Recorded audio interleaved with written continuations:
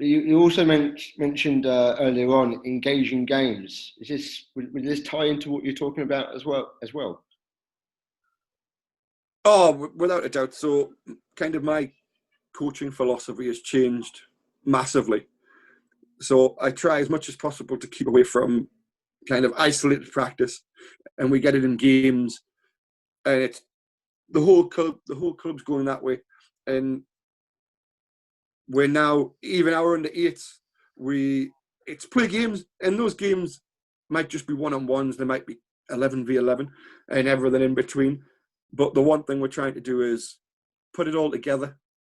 So if you join the club as an 8-year-old, kind of the philosophy of how we do things is the same all the way through until you're 70. So help me see a picture here.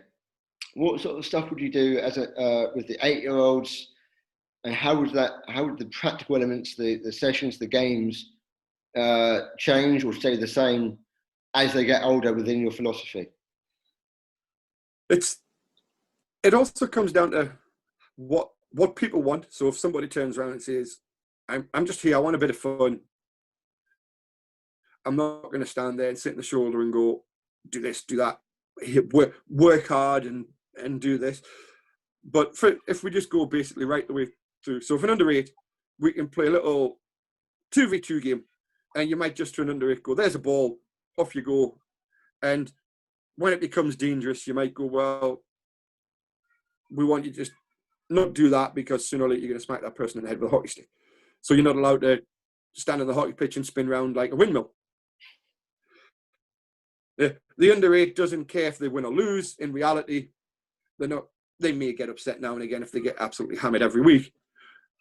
But if you turn around and play a little 2v2 game in training, there's not many of them that get really upset or come off going, that I've won, that's the best thing in the world. It's kind of very in the moment, as long as you control going. And then we try to give them some stick, play front stick maybe more than on your reverse, turn the stick over, here's how you do it. And then you just let them go. But say if we get to 12, 13, 14, players might have different purposes. So you can also start and ask them a lot more questions, because they'll respond to you. And it would be, we could play the same 2v2 game, but it might be, look, we want a bit higher intensity, so we're going to have 8 of you playing this game, and you're just going to play a little mini tournament, and you'll get a minute, so 2 pitches, little 2v2, you might have a little mini tournament, play for 2 minutes, 30-second break, catch your breath, go again, actually talk to each other between the 30 seconds, 2 minutes in, go again, and all of a sudden the intensity is a bit higher, they're actually focusing on something specific. So, right, I'm not receiving the ball very well, so hands apart, bend my knees, real simple to get across. Where I think a lot of people go games-based coaching is, well, you're playing a game, so I'm now just going to stand by, let you play, and the game will teach you how to play. To an extent, it does, because if somebody gives you a ball and you can't stop it and you don't change anything, you still can't stop the ball. But actually asking them questions and maybe a bit of direction, because you're allowed to direct as a coach. I think a lot of people, again, when they hear this concept, you can't tell them what to do. It's a mix of everything, but it's more focused towards a game.